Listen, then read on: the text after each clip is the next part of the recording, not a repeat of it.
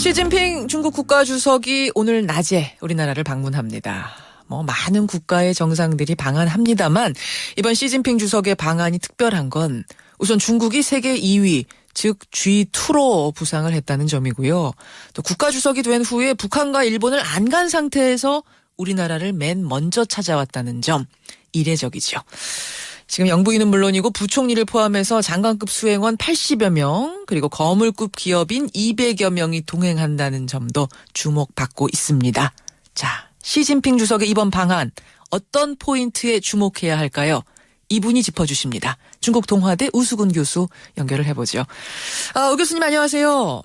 네, 안녕하십니까. 우선 수행원 280여 명이 함께 온다는 사실. 이 중국이란 나라가 워낙 인구가 많은 나라다 보니까 원래 이렇게 많이들 다니는 건지 아니면 이례적인 건지 이게 좀 헷갈리네요. 네, 그 수행원 280명이라는 것은 그 메머드급이라고 할 수 있습니다. 네. 하지만 그 중국에서 가장 중시하는 미국이나 러시아와 같은 큰 강대국 방문단과는 단순 비교하기는 쉽지 않습니다. 그러니까 미국, 러시아 이런 곳 갈 때는 좀 더 가기도 하는군요. 그렇습니다. 중국이 가장 중시하는 초강대국이기 때문에 예. 더 다양한 분야에서의 수행원들이 더 많이 따릅니다. 예, 그렇지만 한국의 과거에 방한했던 중국 주석들의 경우와 비교하면 확실히 메머드급인 건 맞다. 그렇습니다. 예. 그리고 이번 방한에서 보면은 이제 일본, 북한을 제치고 우리나라를 먼저 왔다는 겁니다. 이게 예사롭지 않은데 이건 어떤 의도가 담겼다고 보세요? 네, 이는 그만큼 현재의 우리 대한민국을 중시하고 있음을 잘 나타낸 것이 아닐 수 없습니다. 동북아에서 미일 등에 의한 봉쇄 전략과 예. 그 이웃들과의 그 분쟁 등으로 인해서 계속해서 고립되고 있는 중국의 입장에서는 예. 고립을 막아주는 거의 유일한 존재인 한국과의 대관계가 매우 절실하기 때문인 것이죠. 말하자면 지금 미국하고 일본이 짝을 지어서 동북아 쪽 패권을 유지하려고 하고 있다면 그 틈바구니에서 중국이 우리와 친해지는 게 굉장히 중요한 거군요. 일단 그 의도가 있는 거고 그것뿐입니까? 또 있을 수 있는 것은 역시 북핵 불용이라든가 한중 FTA 같은 주요한 의제가 있는데요. 예. 그 안타깝게도 한중 양국의 그 주요 관심사에 약간의 차이가 있는 것 같습니다. 어허. 네, 우리는 아무래도 북핵 문제가 최대 관심사인 반면에 중국은 그 자신들의 고립을 완화하거나 예. 혹은 막을 수 있는 정치 외교 분야에 더 많은 관심을 두고 있기 때문입니다. 예. 저 그럼 하나하나 좀 보죠. 우선 양측이 다 공감할 수 있는 주제가 이제 일본에 대한 공동 견제가 아니겠습니까? 이 부분에 네. 대해서 특히 지금 일본이 집단 자위권 의결한 데 대해서 한중이 공통 목소리를 내고 뭔가 성명도 내고 이럴 가능성 있을까요? 네, 중국 측의 기류를 보면요.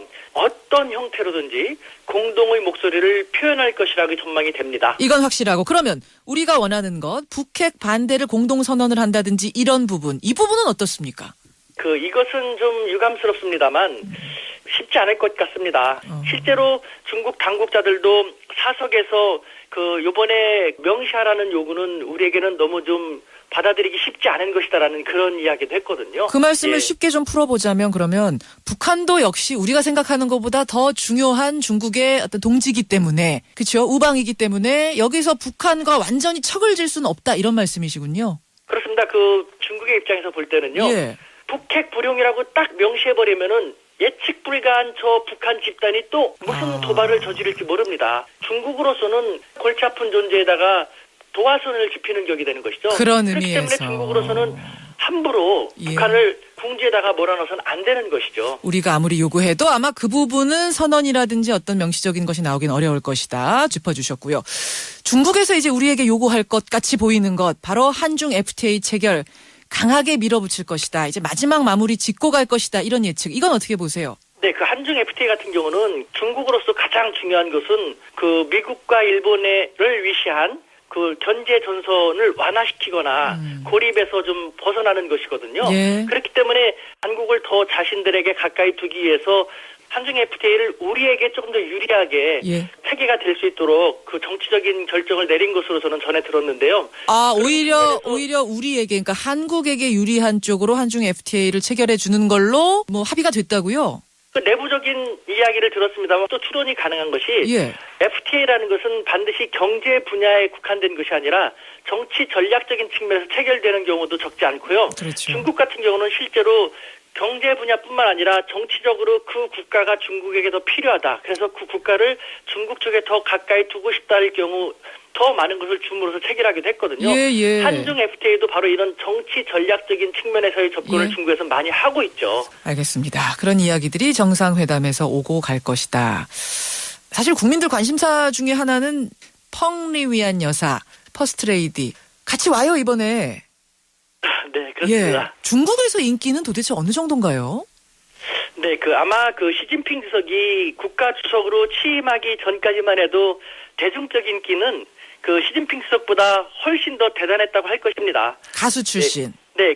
활발한 대외 활동도 전개하는 개방적인 성격과 돋보이는 패션 감각 등으로 인해서 예. 중국에서의 인기는 실로 대단합니다. 실로 대단하다. 우리나라에서의 연예인들 뭐 어느 정도 급이다. 어느 정도 인기가 많다. 누구와 비교할 수 있겠어요? 국민 가수라고 할 수 있는 조용필 씨라든가 그 정도 비교할 수 있을 것 같습니다. 그 정도의 인기, 그 정도의 위상. 알겠습니다. 이번에도 역시 이제 뭘 입고 오나 또 한국에 와서는 이 영부인이 어디 들르나 이런 것도 상당히 주목이 되는데 펑리위안 여사가 이번에 와서 보이는 행보들 뭘 먹고 어디 뭐 관광을 들르고 이런 것들이 나중에 중국인들의 한국 방문에도 어떤 영향을 줄 거라고 혹은 한류에 어떤 영향을 줄 거라고 보십니까? 네, 그렇습니다. 저는 또 하나의 새로운 문화 현상을 창출할 수도 있을 거라는 생각이 들고요. 향후 중국인들이 한국에 올 때는 퍼스트레이디인 펑리안 여사가 이것을 했고 여기에 들러서 이것을 먹었다라는 것이 삽시간에 퍼지기 때문에 그것이 아마 대박을 맞이하게 될 거라고 생각합니다. 왜냐하면은 중국에서는요. 입소문 마케팅이 대단하거든요. 입소문이요? 누군가가 이것을 했다라고 하면은 졸졸졸졸 따라서 하는 그런 전통 아닌 전통도 있거든요. 그것을 우리가 잘 활용하면은 우리 경제에도 또 하나의 어떤 작지만 결코 작지 않은 추동력이 되지 않을까라는 생각도 듭니다. 재밌네요. 여기까지 오늘 말씀 듣도록 하겠습니다. 우수근 교수님 고맙습니다. 네, 감사합니다. 시진핑 주석 국빈 방문에 대해서 이모저모 짚어봤습니다. 중국 동화대 우수근 교수였습니다.